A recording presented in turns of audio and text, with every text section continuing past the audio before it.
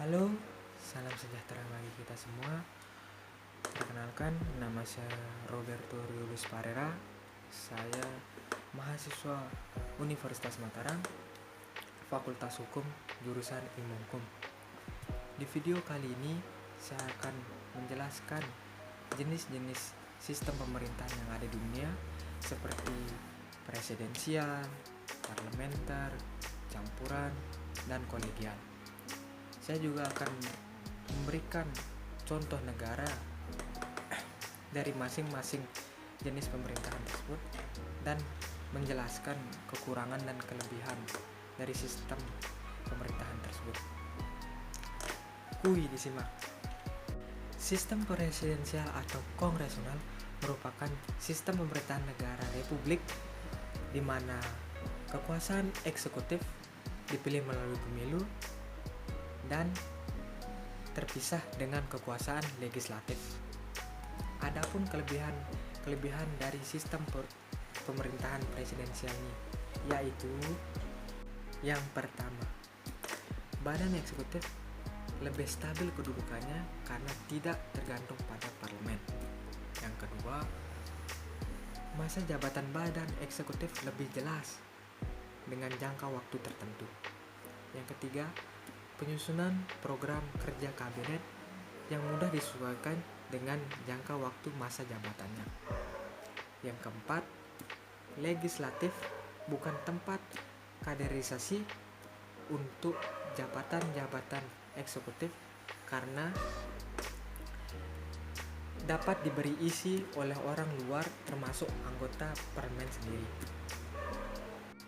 Adapun kekurangan dari sistem pemerintahan presidensial ini, yang pertama, kekuasaan eksekutif di luar pengawasan langsung legislatif sehingga dapat menimbulkan kekuasaan yang mutlak. Yang kedua, sistem pertanggungjawaban yang kurang jelas. Yang ketiga, pembuatan keputusan atau kebijakan publik umumnya hasil tawar-menawar selang eksekutif dan legislatif sehingga dapat menimbulkan keputusan yang tidak tegas. Yang keempat, pembuatan keputusan memakan waktu yang lama. Sistem parlementer adalah sebuah sistem pemerintahan yang dimana parlemennya memiliki peran penting dalam pemerintahan. Dalam hal ini, parlemen memiliki wewenang dalam mengangkat perdana menteri, serta parlemen pun dapat menjatuhkan pemerintahan, yaitu dengan cara mengeluarkan semacam mosi tidak percaya. Negara yang menganut sistem pemerintahan ini adalah Afrika. Kelebihan sistem pemerintahan parlementer adalah legislatif dan eksekutif tergabung menjadi satu badan, yang artinya lembaga tersebut merupakan lembaga pengawas sekaligus menjalankan roda pemerintahan. Badan eksekutif tidak perlu menunggu waktu yang lama untuk persetujuan parlemen dalam hal anggaran negara.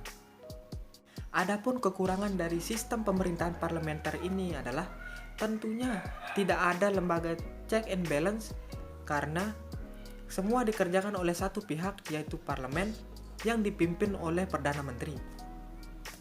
Sistem pemerintahan campuran atau konstitusi campuran adalah sebuah bentuk pemerintahan yang mencampur unsur-unsur demokrasi, aristokrasi, dan monarki. Contoh negara yang menganut sistem pemerintahan ini adalah Prancis. Kelebihan sistem pemerintahan campuran. 1. Dapat menggabungkan keunggulan presidensialisme dan parlementarianisme. Yang kedua, sistem pemerintahan campuran memfokuskan pada kapasitasnya untuk meningkatkan akuntabilitas dan keterkenalan eksekutif. Sementara juga membangun sistem saling pengawasan dan pengimbangan antara dua sayap eksekutif dalam pemerintahan. Yang ketiga, badan legislatif tidak dapat memecat presiden di tengah masa jabatannya. Sebaliknya, presiden bisa membubarkan majelis-majelis rendah tetapi tidak untuk majelis tinggi.